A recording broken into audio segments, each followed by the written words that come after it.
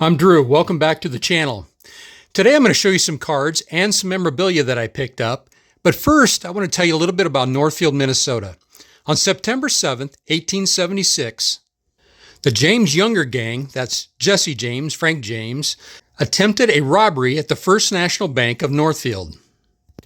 Local citizens recognized what was happening, armed themselves, and resisted the robbers and successfully thwarted the theft. The gang killed the bank's cashier, Joseph Haywood, and a Swedish immigrant, Nicholas Gustafson. A couple members of the gang were killed on the street, while Cole, Bob, and Jim Younger were cornered near Madelia, Minnesota, a few weeks later.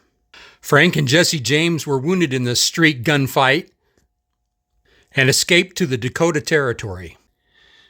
When it was over, after just 7 minutes, 2 robbers were dead in the street and 2 more were badly wounded. The remaining 6 outlaws fled southwest, triggering the largest manhunt in U.S. history. Frank and Jesse James were not caught after the failed raid, but the Younger brothers were captured, and Charlie Pitts was killed 2 weeks later during a furious gunfight near Madelia, Minnesota. Quote, "Get your guns, boys. They're robbing the bank." That was the cry of these otherwise ordinary citizens who stood up to fight these criminals. While Frank and Jesse James would continue their criminal ways, this would be the end of the James Younger gang. All right, well, let's take a look at some cards and some memorabilia that I picked up here recently. If you can see that, that's Bob Feller, and I picked that up for $30. You know, it cost $25 for a ball just at Shields or Dick's Sporting Goods, so I was pretty happy with that. So my local card shop had a bunch of autographs they'd gotten in. Here's one of Duke Snider, and every autograph that I got was less than $10, so I was pretty happy with that. So Duke Snider, one of the greater defensive second basemen of all time, Charlie Gehringer, or Chaz, as he was known, Hall of Famer, 2-time All-Star, I believe. Stan Musial, the great lefty Warren Spahn,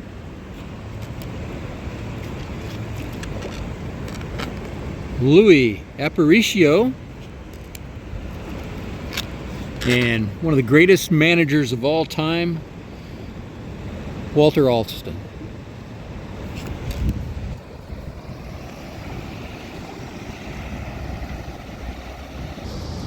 '1953 of Carl Scheib. He was the youngest person to get a strikeout in Major League Baseball history. How about Boston Red Sox great Mel Parnell, 1952 Topps card. He's got more wins as a lefty than any other Red Sox, and here's his 53. How about a 1952 Hank Thompson, Battle of the Bulge veteran, and the third person to break the color barrier. And 1952 of Mickey Grasso. He was captured in North Africa during World War II by the Germans and held as a POW until he escaped. And I also have his 1953. Now, you don't see too many modern cards in my personal collection, but I did pick up this Vladimir Guerrero Jr. card in a PSA 10. He's a heck of a ball player, and I really enjoy watching him. And then I'm working on my Vada Pinson run, and so I got this 1972 and this 1974 in a PSA 9.